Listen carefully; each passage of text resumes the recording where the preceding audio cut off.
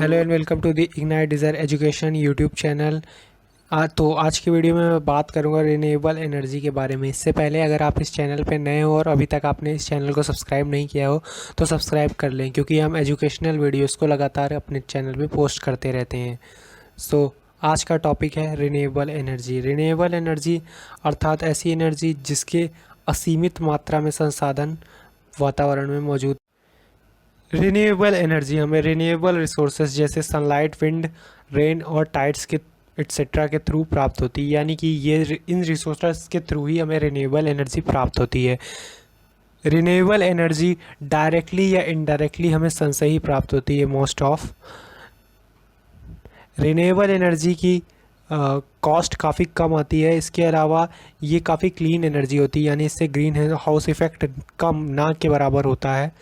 Renewable energy 13.5% energy का कुल count करती है। यानी कि हमें जितनी एनर्जी की आवश्यकता होती है या जितनी एनर्जी हम उत्पादित करते हैं अपने लिए, उसका 13.5% हमें रिन्यूएबल एनर्जीज़ के थ्रू ही प्राप्त होता है।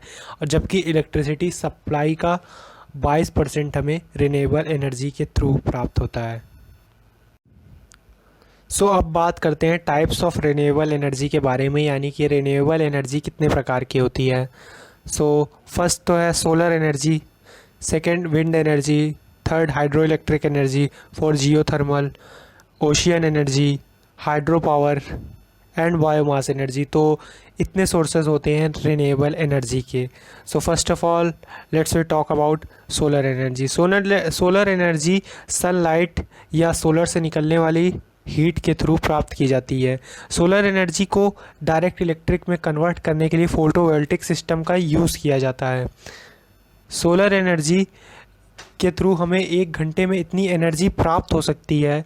अगर हम संपूर्ण सूर्य से आने वाली एनर्जी को कन्वर्ट करें तो उससे हमारी 1 साल की पूरे ग्रह की जितनी भी रिक्वायरमेंट है एनर्जी की, उसी को फुलफ़िल किया जा सकता है। सोलर एनर्जी को कन्वर्ट करने के लिए फ़ोटोवोल्टिक सेल्स का यूज़ किया जाता है, जो कि सिलिकॉन और अदर मटेरियल से बने होते हैं। सोलर एनर्जी से एयर पॉल्यूशन और ग्रीन हाउस इफ़ेक्ट काफ़ी कम होता है और ग्रीन हाउस गैसेस भी वातावरण में नहीं जाती हैं।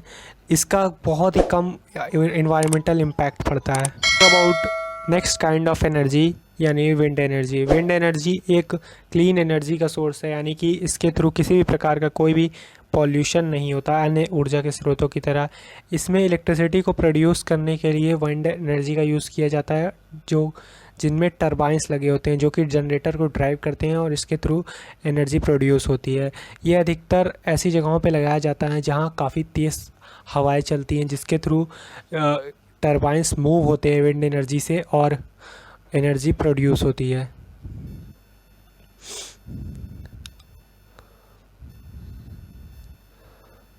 नेक्स्ट है हाइड्रो इलेक्ट्रिक पावर। यानी हाइड्रो इलेक्ट्रिक पावर या हाइड्रो इलेक्ट्रिक एनर्जी को जनरेट करने के लिए पानी के बहाव का यूज़ किया जाता है। यानी जहाँ पानी का बहाव काफ़ी तेज़ होता है उसको हाई पॉइंट से नीचे की तरफ गिराया जाता है, जिसके बाद नीचे लगी टरबाइंस मूव होती हैं और उसके बाद जनरेटर चार्ज होता है, जिसके हाइड्रो इलेक्ट्रिक एनर्जी का निर्माण होता है। इस एनर्जी को जियोग्राफिक लोकेशन काफ़ी मैटर करती है। यानी इस एनर्जी को बनाने के लिए जियोग्राफिक लोकेशन काफ़ी मैटर करती है, क्योंकि अगर पानी सतह से ऊंचाई पर है तो उसको नीचे गिराने में प्रॉब्लम नहीं होती, जिसके थ्रू टरबाइन को आसानी से ऑपरेट किया जा सकता है। इसमें भी किसी भी प्रकार का पॉल्यूशन नहीं होता है।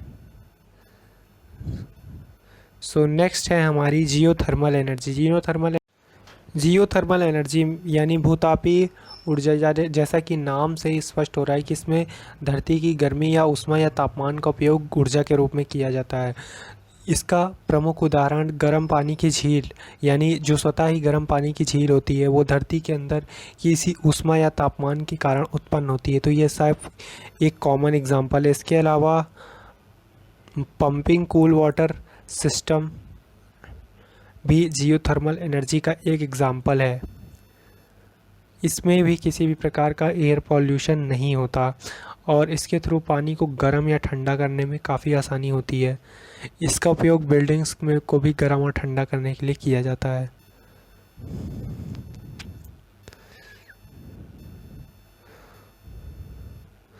ओशियन एनर्जी, ओशियन एनर्जी यानी कि सागर या समुद्र से हमें जिस प्रकार की ऊर्जा प्राप्त होती है उसे हम ओशियन एनर्जी कहते हैं। यह दो प्रकार से हमें प्राप्त होती है। पहली है थर्मल एनर्जी जो कि सन की हीट के कारण उत्पन्न होती है। दूसरा है मैकेनिकल एनर्जी। मैकेनिकल एनर्जी हमें टाइड्स और वेव्स के थ्रू प्राप्त होती है। ओशियन एनर्जी या ओशियन थर्मल एनर्जी का काफ़ी तरीके से उपयोग किया जाता है, पर इसका उपयोग मुख्यतः इलेक्ट्रिसिटी के जनरेशन के लिए किया। कन्वर्जन सिस्टम तीन तरीके से कार्य करता है: close cycle, open cycle and hybrid cycle. Close cycle में ये होता है कि जैसा कि हम लोग जानते हैं समुद्र सतह से वार्म होता है, जबकि धीरे धीरे नीचे जाने पर ये कूल होता चला जाता है। तो इस प्रकार से इसकी वार्म सरफेस का यूज़ करके एनर्जी को प्रोड्यूस करना क्लोज साइकिल के अंतर्गत आता है। इसके बाद ओपन साइकिल में लो प्रेशर में इसको बॉयल किया जाता है या सी वाटर को बॉयल किया जाता है, जिसके बाद ये स्टीम को पास करता है और टरबाइन या जनरेटर ऑपरेट होता है। इसके अलावा हाइब्रिड सिस्टम में ये दोनों प्रकार से कार्य करता है, यानी क्लोज साइकिल और ओपन साइकिल दोनों सिस्टम कार्य करते हैं हाइब्रिड सिस्टम में। इसके बाद ओशियन मैकेनिकल एनर्जी में ज्वार भाटे की ऊर्जा और तरंगों या लहरों से आने वाली ऊर्जा दो तरीके से ऊर्जा को प्राप्त करते हैं। ज्वार भाटे की ऊर्जा चंद्रमा और सूर्य के गुरुत्वाकर्षण बलों के कारण उत्पन्न होती है, जिनका प्रयोग करके ऊर्जा को उत्पादित किया जाता है, तथा समुद्र में हर वक्त लहरें या तरंगे उत्पन्न होती रहती हैं, जिनका प्रयोग करके ओशियन मैकेनिकल एनर्जी को प्राप्त किया जाता है। Hydro energy uses a suitable hydro turbine और operators a pump as a turbine which in turn rotates a generator. यानी कि इसमें वाटर के फ्लो के थ्रू ब्लेड्स या टरबाइन को स्पिन कराया जाता है, जिसके बाद जनरेटर में एनर्जी चार्ज होती है और एनर्जी या इलेक्ट्रिसिटी प्रोड्यूस होती है।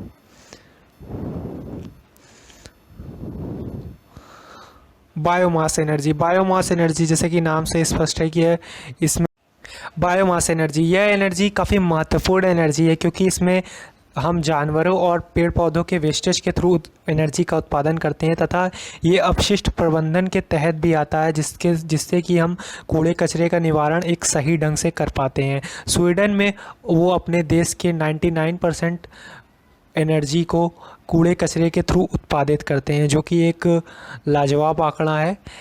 इसमें एग्रीकल्चरल वेस्ट और वुडी मटेरियल्स को जलाया जाता है, जिसके बाद उसमें से स्टीम निकलती है, जिसका यूज़ करके टरबाइंस को मूव कराया जाता है और इलेक्ट्रिसिटी को प्रोड्यूस किया जाता है। इस स्टीम का यूज़ करके हम हीटिंग भी कर सकते हैं, जिसका यूज़ इस तरीके से भी किया जा सकता है। So thank you for watching this video, and अगर आपको वीडियो अच्छा लगा हो तो चैनल को सब्सक्राइब करें और लाइक करें, ये हमें दिल से खुशी देगा। सो थैंक यू एंड मिलते हैं नेक्स्ट वीडियो।